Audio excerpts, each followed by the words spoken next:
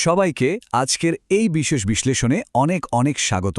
আমি সত্যি বলতে খুবই এক্সাইটেড আজকের টপিকটা নিয়ে, কারণ আজ আমরা এমন একটা বিষয় নিয়ে কথা বলবো যেখানে প্রাচীন যোগশাস্ত্রের সাথে আমাদের একদম আধুনিক ক্লিনিক্যাল অ্যানাটমির একটা দারুণ মেলবন্ধন দেখতে পাবো।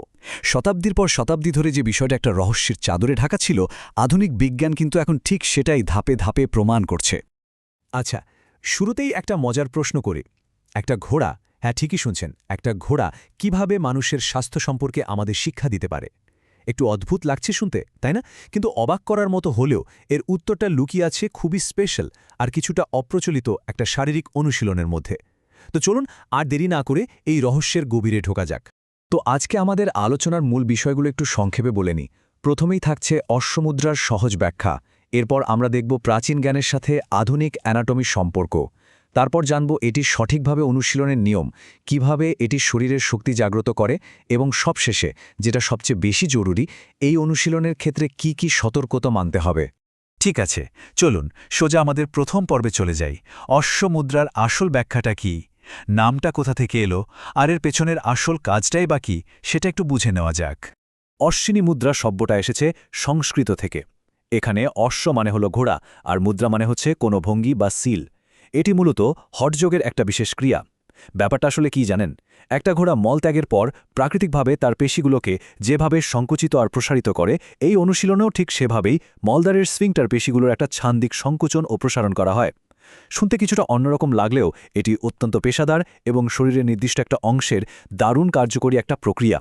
এবার আসছি আমাদের দ্বিতীয় পর্বে, প্রাচীন জ্ঞান আর আধুনিক অ্যানাটমি।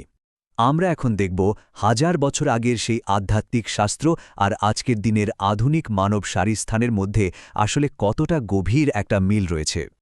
এই বিষয়টা শুনলেই সত্যি অবাক হতে হয়। একদিকে রয়েছে প্রাচীন যৌগিক ভঙ্গি অশ্বিনী মুদ্রা, যার মূল উদ্দেশ্য ছিল শরীরের নিচের দিকে চক্রগুলোকে উদ্দীপ্ত করা আর প্রাণশক্তিকে উপরের দিকে তুলে আনা। আর ঠিক অন্যদিকেই রয়েছে আধুনিক চিকিৎসা বিজ্ঞানের খুব পরিচিত একটা নাম, কেগেল ব্যায়াম। লক্ষ্য করে দেখুন, প্রাচীনকালের সেই যোগী আর আজকের দিনের আধুনিক ডাক্তাররা দুজনেই কিন্তু অবিকল একই পেশির গুরুত্বের কথা বলছেন। নাম আর প্রেক্ষাপট আলাদা হলেও দিন শেষে উভয়েরই লক্ষ্যও কিন্তু ওই পেলভিক অঞ্চলের পেশিগুলোকে শক্তিশালী করা। দারুণ একটা ব্যাপার, তাই না? আধুনিক চিকিৎসা বিজ্ঞানে এর উপকারিতাগুলো কিন্তু একেবারে প্রমাণিত। ধরুন, স্ট্রেস ইউরিনারি ইনকন্টিনেন্স বা হাঁচি কাশি দিলে যাদের প্রস্রাব ঝরে যাওয়ার সমস্যা থাকে, তাদের ক্ষেত্রে পেলভিক ফ্লোরকে শক্ত করে এই সমস্যা দারুণভাবে কমিয়ে দেয় এই অনুশীলন। আবার মেনোপজের সময় যোনি এবং মূত্রনালী টিস্যুতে রক্ত চলাচল বাড়িয়ে দেয়। এমনকি সন্তান প্রসবের পর বা পোস্টপার্টাম রিকভারির সময় জরায়ুর পেশিকে দ্রুত শক্তিশালী করতেও এটি চমৎকারভাবে সাহায্য করে। শুধু কি তাই, এর আরও অনেক রকম শারীরিক সুবিধা রয়েছে। এই নির্দিষ্ট পেশিগুলোকে সচল রাখাটা আসলে আমাদের পুরো শরীরের জন্যই একটা পাওয়ার হাউস হিসেবে কাজ করে। এটি খুব দ্রুত কোষ্ঠকাঠিন্য দূর করে, হজমের উন্নতি ঘটায়, এমনকি অন্ত্রের পেরিস্টালসিসও বাড়িয়ে দেয়। আর হ্যাঁ, পাইলস বা অর্শরোগ প্রতিরোধ ও নিয়ন্ত্রণেও এটি দারুণ কার্যকরী। শরীরের নিচের অংশের গ্লুটিয়াল এবং পেরিনিয়াল পেশিগুলোকে শক্ত করার পাশাপাশি পুরুষদের প্রোস্টেটের স্বাস্থ্য ভালো রাখতেও এর জুড়ি মেলা ভার। কিছু গবেষণায় তো এটাও দেখা গেছে যে এটি রক্তচাপ কমাতেও সাহায্য করতে পারে। মানে ভাবা যায়, শুধু একটা সাধারণ অনুশীলন আর এত শত উপকার। আচ্ছা, উপকারিতা তো অনেক জানলাম। এবার চলুন আমাদের তৃতীয় পর্বে, অর্থাৎ এটি সঠিকভাবে অনুশীলনের নিয়মগুলো একটু জেনে নিই। কারণ শুধু জানলেই তো হবে না, সঠিক নিয়ম মেনে অনুশীলন না করলে এর পুরো ফায়দা কিন্তু পাওয়া যাবে না। নতুনদের জন্য নিয়মটা কিন্তু খুব সহজ। প্রথমেই মেরুদণ্ড একদম সোজা করে আরামদায়ক কোনো একটা ভঙ্গিতে বসতে হবে, যেমন ধরুন পদ্মাসন। এরপর খুব ধীরে ধীরে মলদ্বারের স্ফিংটার পেশিগুলোকে সংকুচিত করতে হবে। ওই অবস্থায় কয়েক সেকেন্ড ধরে রাখুন, তারপর আবার খুব ধীরে ধীরে ছেড়ে দিন, পেশিগুলোকে একদম শিথিল করে ফেলুন। এখানে একটা বিষয় খুব ভালোভাবে মনে রাখতে হবে, এই পুরো প্রক্রিয়ায় শ্বাসপ্রশ্বাস কিন্তু একদম স্বাভাবিক থাকবে। কোনোভাবেই শ্বাস আটকে রাখা যাবে না।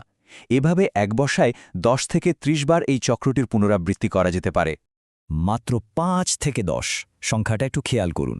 যারা নিয়মিত এটি অনুশীলন করেন তারা বলছেন যে প্রতিদিন মাত্র 5 থেকে 10 মিনিটের এই ধারাবাহিক অনুশীলন শারীরিক এবং শক্তিগত স্তরে অভাবনীয় সব পরিবর্তন আনতে পারে। তবে হ্যাঁ, মূল চাবিকাঠিটা কিন্তু এই ধারাবাহিকতা, রোজ করতে হবে। এবার আমরা চলে এসেছি আমাদের চতুর্থ পর্বে, শক্তি জাগ্রত করা। এতক্ষণ তো আমরা কেবল শারীরিক স্বাস্থ্যের কথা বলছিলাম তাই না? এবার আমরা ঘেরান্ডা সংহিতা এবং অন্যান্য প্রাচীন গ্রন্থগুলোতে বলা এর কিছু চিত্তাকর্ষক আধ্যাত্মিক শক্তির দাবির দিকে একটু নজর দেব। আমাদের শরীরের অত্যন্ত সূক্ষ্ম মেকানিক্সের দিকে তাকালে দেখা যায় এই যে ছান্দিক একটা শারীরিক সংকোচন আমরা করছি, এটা মূলত শরীরের ভেতরে একটা পাম্পের মতো কাজ করে।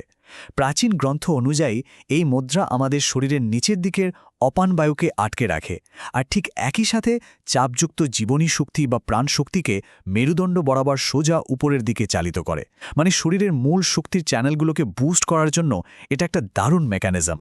এর ফলে যে গভীর আধ্যাত্মিক ও মানসিক পুরস্কারগুলো পাওয়া যায় সেগুলো শুনলে সত্যি অবাক হতে হয়। এটা আমাদের সুপ্ত কুণ্ডলিনীর শক্তিকে জাগ্রত করে এবং শরীরের মূলাধার চক্রের ভারসাম্য বজায় রাখে। এই মূলাধার চক্রের ভারসাম্য ঠিক থাকলে আমাদের মধ্যে একটা দারুণ নিরাপদ এবং স্থিতিশীল অনুভূতি তৈরি হয়। শুধু তাই নয়, এটি সোলার প্লেক্সাস বা মণিপুর চক্রের শক্তি পাম্প করে, মানসিক স্বচ্ছতা বাড়ায়, ধ্যানের সময় ফোকাস ধরে রাখতে সাহায্য করে এবং রোজকার জীবনের মানসিক চাপ বা বিষণ্ণতা কাটাতেও চমৎকার কাজ করে।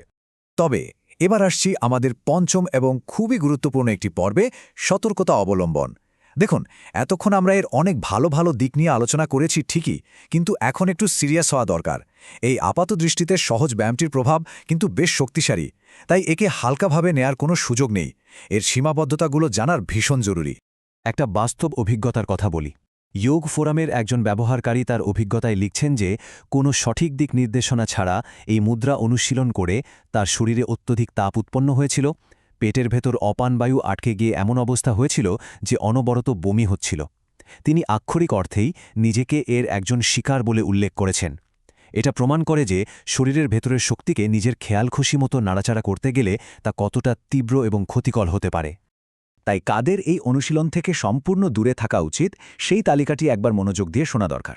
যাদের সক্রিয় অ্যানাল ফিশার বা খুব গুরুতর পাইলসের সমস্যা রয়েছে তাদের এটি একদমই করা যাবে না। গর্ভাবস্থায় বা মাসিকের সময়েও এটি পুরোপুরি নিষিদ্ধ।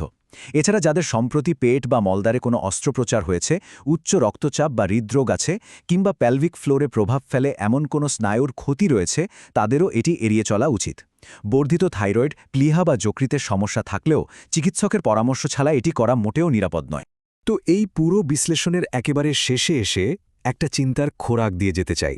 একটু ভাবুন তো, প্রাচীনকাল থেকে চলে আসা এমন আরও কত শত সূক্ষ্ম অনুশীলন আমাদের চারপাশে ছড়িয়ে আছে, যেগুলোর মধ্যে হয়তো আমাদের আধুনিক স্বাস্থ্যকে আমূল বদলে দেওয়ার মতো এমন আরও লুকায়িত শক্তি রয়ে গেছে। কে জানে, হয়তো আগামী দিনগুলোতে বিজ্ঞান এমন আরও অনেক রহস্যের জট খুলে দেবে। সেই অজানা বিষয়গুলো জানার অপেক্ষায় রইলাম আমরা সবাই। আজকের এই আলোচনায় সাথে থাকার জন্য অনেক অনেক ধন্যবাদ।